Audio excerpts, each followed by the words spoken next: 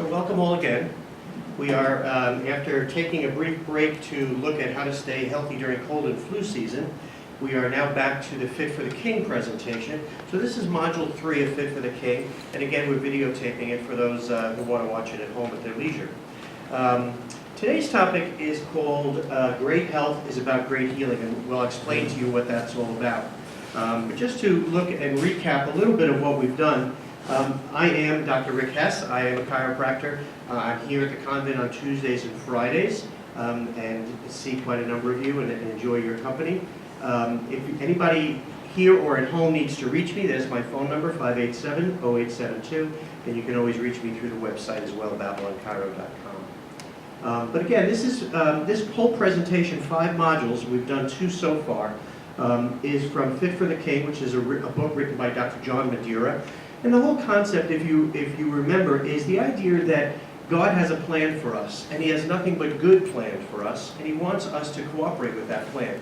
Again, going back to Matthew Kelly, he talks about God wanting us to be the best version of ourselves. That's kind of a nice way to look at it, to be the best version of ourselves. 1 Peter says, be well-balanced, vigilant, and cautious, for the devil roams around like a roaring lion seeking someone to devour. If you're not cautious about how you live your life, you wind up making wrong decisions. And so one of the problems is that we have a lack of understanding as to what it is that we need to do to cooperate with God's plan for us from a physical standpoint in terms of our body, mind, and spirit. So that's what we're going to look at through these 5 modules. We talked about making it your goal to live long, live well, and to die healthy at a ripe old age, and that's not an oxymoron. All right, you can die healthy. I mean, we reach the end of our existence and we move on to the greater glory at a ripe old age, hopefully. We live in a health continuum. We talked about that. Remember that at one end of the continuum is the absolute best person that you could be. You're eating all the right things, drinking all the right things, you're thinking properly, you've got a properly functioning nervous system, you're getting all the rest that you need to.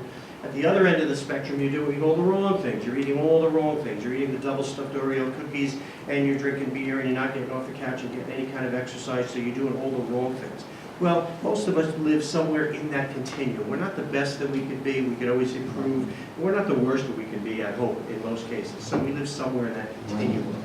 And the idea is that every step that you take, every positive step that you take, leads us a little bit towards that better version of yourself, okay? Leads you a little bit towards that ideal of the healthiest person that you could possibly be.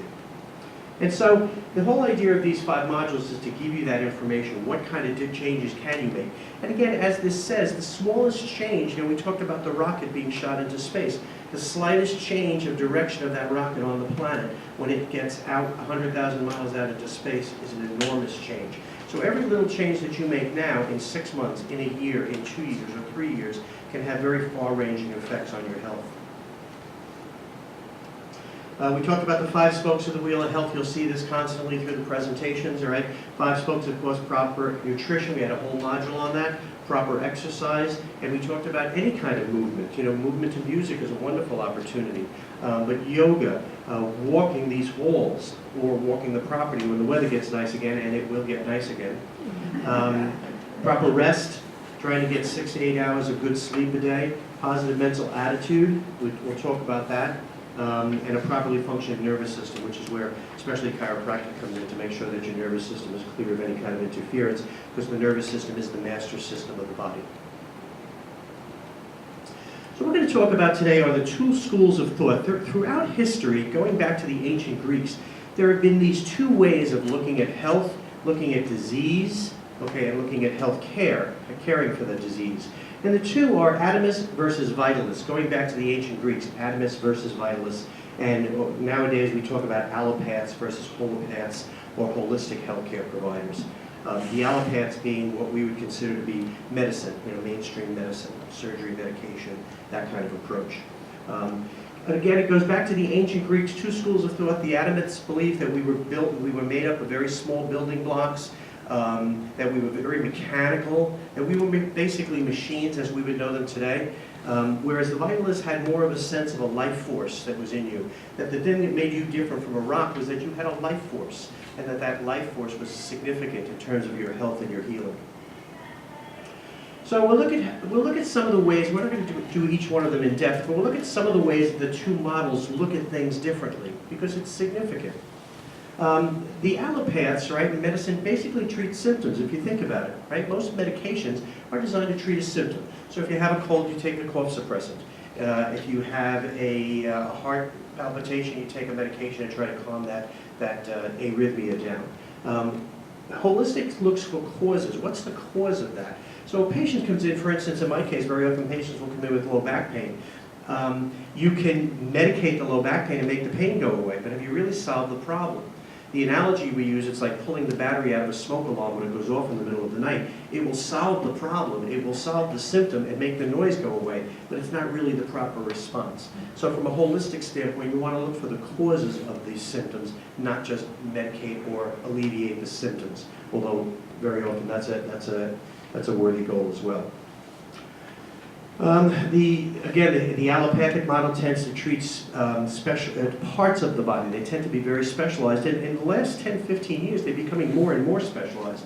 I mean, I have orthopedists in my community that really only deal with hands, others that only deal with knees. So they've become very, very specialized and they're dealing just with a part of the body.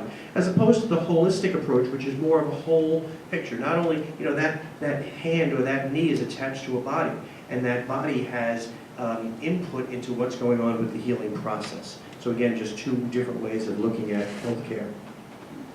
Pain and disease are regarded as negative in the case of medicine and the allopaths. Holistic kind of looks at it from the standpoint that it's a signal of some sort of internal disharmony. That there's, again, mind, body, and spirit all coming into play in terms of what's causing this. We now know, and from an allopathic and medical standpoint, we know as well that about 70 or 80% of all diseases is related in some way to stress, that we can tie it now to stress. So very, very significant, right, that how the whole body is approaching the disease and where did the disease come from. Disease is seen as a bad condition, always is a bad condition. Sometimes from the holistic standpoint, we see it as a process. There's something going on in the body. The body is seen as a machine in good or bad repair. For the allopaths, the body is seen as a dynamic system, mind, body, and spirit. Very often, in terms of medicine, they will not engage the body part. They will not engage the mind or spirit part of it. They try to stay very, very objective and just look at the physical, what's going on. For many years, there was actually a warning not to get involved with your patient because it would cloud your judgment, was the thought. Well, in reality, what we know is that we are all mind, body, and spirit, and that person's belief in the treatment that they're undergoing, their confidence in the provider who's providing that care is significant in terms of in terms of the results of that care and how quickly they heal or to what extent they heal. So we now know that mind-body connection, you really can't break that connection. Primary intervention with the allopaths, as we know, is surgery, drugs, radiation. From a holistic standpoint, the idea is to build up the body's own ability to heal itself, to support and reinforce the body's own ability to heal itself. And that's significant. The expression that we use is that disease comes from very simply, the medical profession would look at it from the standpoint disease comes from the outside in. We talked about that last time when we talked about staying healthy during cold and flu season. That disease comes from the outside in is their approach. Well, we know that that's only half the story, right? That we have an immune system that fights off most disease, most bacterial and viruses that enter our body. It's only when that immune system breaks down that disease and bacteria now is able to gain a foothold and have an effect on us. So the idea from a holistic standpoint is to build up the body's own defense mechanisms, your own healing ability. We're just going to move through some of these quickly. This is significant. A lot of times, there was a medical doctor called I forget his first name. I think it was Robert Mendelsohn, and he wrote a book called Confessions of a Medical Heretic. It was back in the 1980s. He was kind of ostracized because he kind of told it like it was. But one of the things that he talked about is that too often that we as patients the expression he used, which is kind of appropriate for this audience, is that we lay ourselves on the altar of medicine and allow them to do with us what they will. And that's kind of a victim approach where you put everything on the provider of care and you just kind of sit back and say, get me well. Okay, and we've all done it, right? And it's a common approach. From a holistic standpoint, the patient and the patient's cooperation is extremely important. Okay, you have to you have to understand what's going on. You have to understand what our goals are with you, and we all work towards the end of those goals to meet those goals. So the client accepts self-responsibility and is mainly autonomous, largely autonomous. I tell patients in my office that, I'm the important guy for the first few visits, but then after that, your role becomes far more important. And when I finally discharge you or put you to maintenance care, at that point, what you do at home is far more important than what you do once a month when you come into my office. And we talk about prevention. Wellness care, prevention care is largely a holistic concept. It is now being adopted very, very widely by the medical profession because, again, it makes sense. The idea being, as we said last time, to stay healthy rather than to try to get healthy, to break down and then have to try to repair, but rather to stay healthy. This is an interesting slide because it shows, we tend to think, within our own realm. I know some of you sisters have lived outside of the country for extensive periods of time. The dark green on this slide shows the countries that have a very high use of herbal medicine. And I'll talk briefly just about people ask me all the time, what do you think of acupuncture? Well, what I think of acupuncture is that something that has cared for billions of people for thousands of years has to have some validity. Something's working. Although science may not fully understand the concept and fully understand how it works, of course, in the West we want to take everything apart and figure out how it works. In the East, they just accept it. This is what works. This is what this is what I need to do, and they just do it. So we have, if you look at the large population centers between Russia and China alone, but also through Australia and a lot of South America, very high use of herbal medicine and that holistic approach to maintain health. The United States is about at I think that's medium.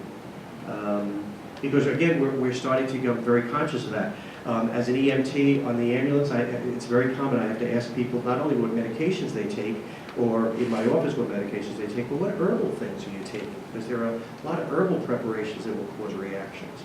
So, and there's a lot of people on a lot of different vitamins and a lot of herbal approaches to the problems that they're facing. So just some quick principles of holistic health. The whole is made up of interdependent parts, okay? Again, we are not just a hand, we are not just an eye, we are not just an ear, we are all those things come together. We are not just body, but we are mind and spirit. We're all three facets come together. And we were created by that, by God. An individual is a whole made up of interdependent parts, physical, mental, emotional, and spiritual. When one part is not working at its best, it impacts the other parts. So we talk about health. What is health? Well, it's not just the absence of disease. Sometimes we just think, well, I'm not sick, so I must be healthy. No, it doesn't really work that way. It's more than that. It's all the cells, all the tissues, all the organs in your body functioning 100% optimally as best that they can at this point in your life. That's healthy. Okay, that's where health comes in. So if you have a certain number of cells that are not functioning properly, that are diseased in some way, well, when enough cells fail, then the tissue fails. When enough tissue fails, then the organ fails. And when the organ fails, that's when you get symptoms. That's when you get disease.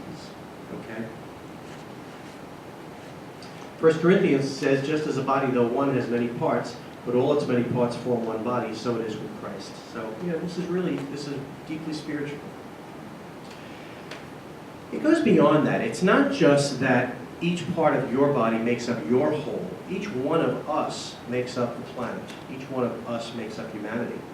And so the ripple effect, it says that if you are feeling lousy one day, that ripples out to all the relationships that you feel consciously or unconsciously, and rightly or unrightly. Sometimes you just don't feel like being social. But when you're healthy and you're feeling good, that also ripples out and changes the world. Okay, so as you go out into your world and you interact with all those different relationships, if you're feeling good, if you have a good mental attitude, if you're spiritually and emotionally you're on a good plane, that ripples out as well, and you make the life of the people that you touch better. All right, make sense? Health is more than just not being sick, right? Not just the absence of disease. It's an ongoing process. It's a commitment. A lot of times with allopathic, it's medication that you take. Sometimes you have to take it for the rest of your life, but more often than not, it's something that you take just until the disease process passes and your body heals itself, and then you can get off the medication. Looking at health from a holistic standpoint is more of a lifetime commitment. It's again those 5 spokes. It's eating the right thing, drinking the right things, not eating or drinking the wrong things. It's getting the exercise, getting the proper rest, positive mental attitude. Again, I kind of drill these things home because they're the spokes. They're what makes the wheel function. So it is a commitment. It's a lot harder than just go home and take these pills. We talked about that, I think, on the first module. It's a lot easier to take a high blood pressure medication once a day than it is to get on the exercise bike with a treadmill or go out for a walk 30 minutes a day, watch what you eat, reduce your weight, all things that will lower your blood pressure as well. It's much easier to just take that pill, but there's side effects to the pill. So, just 2 different ways to approach the process. Again, holistic health focuses on reaching higher levels of wellness. Motivation is about how good it feels to have energy and enthusiasm in life, and again, that ripples out to the people that you come in contact with. We looked at this previously, the key factors to influencing one's state of health. First is the quality of the medical care and the system that you're in, and we find that accounts for about 10% of your health. Heredity, right, genes, how healthy your parents were, and the genes that they passed on to you, only accounts for about 18%. The environment that you live in, okay, so some of us live in healthy environments than others. Some of us work in healthier environments than others, whether it be stress or toxins in our environment, accounts for about 19%. But the big one is lifestyle choices, and this is according to the Center for Disease Control and Prevention. 53% of your wellness, if you will, the level of health that you experience, is tied to your lifestyle choices. And the good news of that is what? We control those. We don't control heredity. We don't control the quality of the medical care. Very often we can't control the environment that we have to live or work in. But we can control lifestyle choices, and that's significant.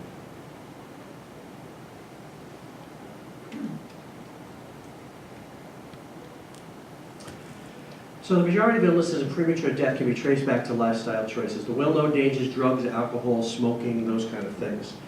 Less recognized, however, are excesses of sugar, caffeine, negative attitudes, which we'll talk about in the 5th module, deficiencies of exercise, nutritious food, self-esteem. Okay, so those are the kind of things that will affect us negatively. They're insidious, right? They're in our diet. I love ice cream, so I have a big bowl of it every day. Well, there's a penalty to pay for that in a sense. If you're back on the continuum, is that a step towards the best you could be or the worst you could be? It's a judgment call, right? Probably towards the worst you could be. If you balance it with good things, if you have it once a week, not bad, all right? But if you're taking excesses of sugar, caffeine, if you have what's called stinking thinking, right? Those kind of things will all affect us over the longer term. And the reason it does that is it diminishes the interior environment. It diminishes your interior environment, the quality of your interior environment. We'll talk a little bit more about that too.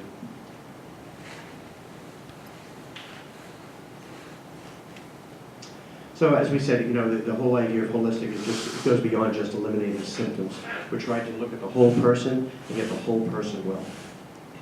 So, interesting, if you've ever had a little scrape, I certainly don't wish an injury on you, but next time you have like a little scrape or a little cut, just watch as it heals. It's really quite fascinating to watch how day by day by day, each time when you wake up, you look at that, when you're washing in the morning, and just watch the progress of it. It's just an amazing thing, how our body has the ability to heal itself.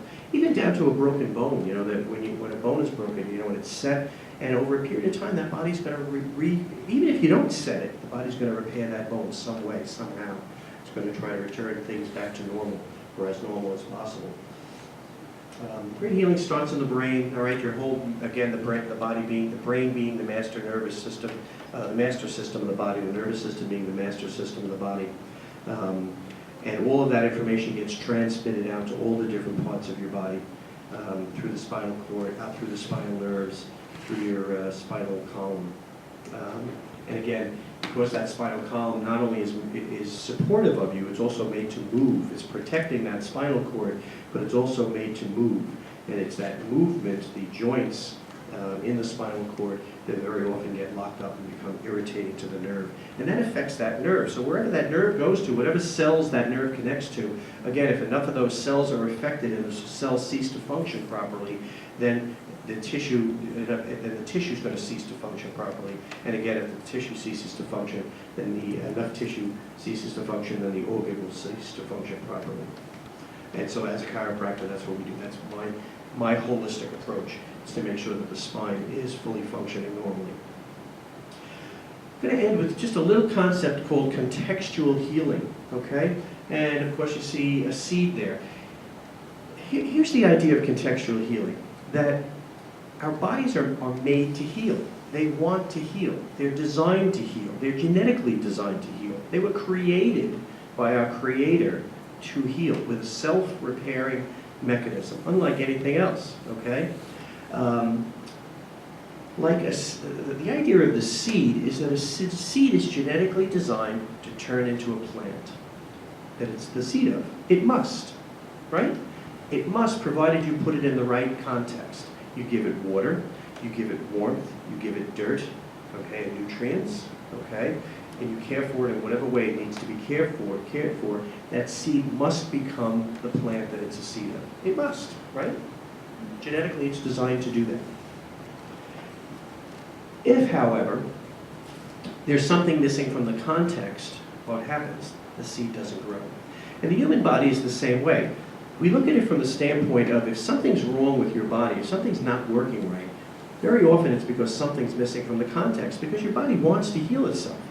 So if it's not healing itself, it's because something's missing from the context, from its context, whatever that might be. And that's the challenge very often from a provider standpoint, is to figure out what's missing. From a holistic standpoint, what's missing from this context? And again, going back to the 5 spokes of the wheel of health, is it something nutritionally? Is it an exercise issue? Is it that the person's not getting proper rest? Is it that they have high levels of stress in their life and emotionally they're a wreck? Or is it that there's something going on with the nervous system, that the nervous system is not controlling that body properly and allowing it to heal properly? Okay? So, questions?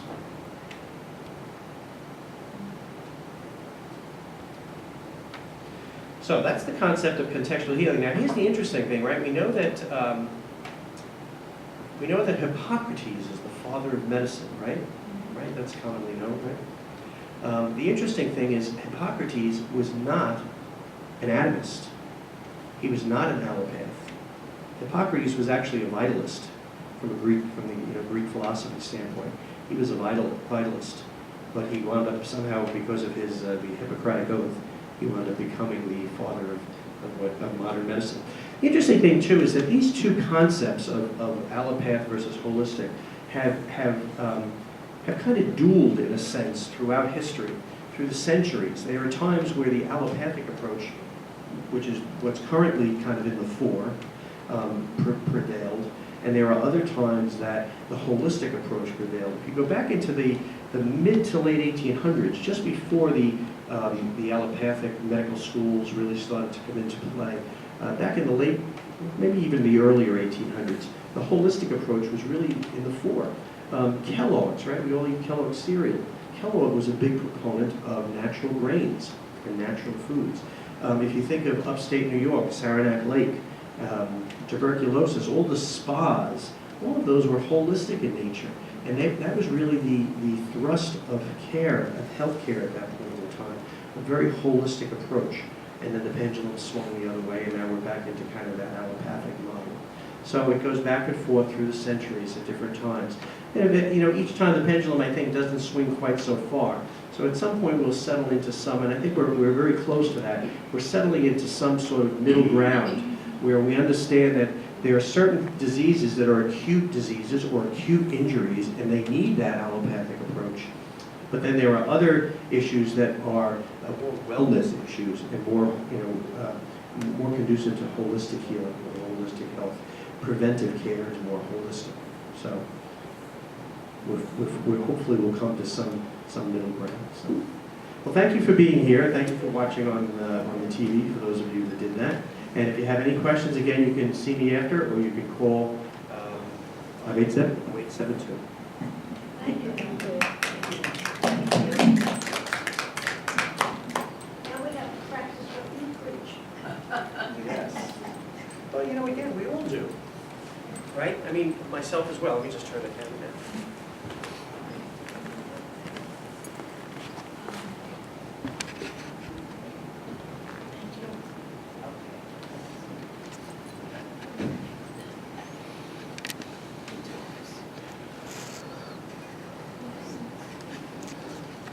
Much.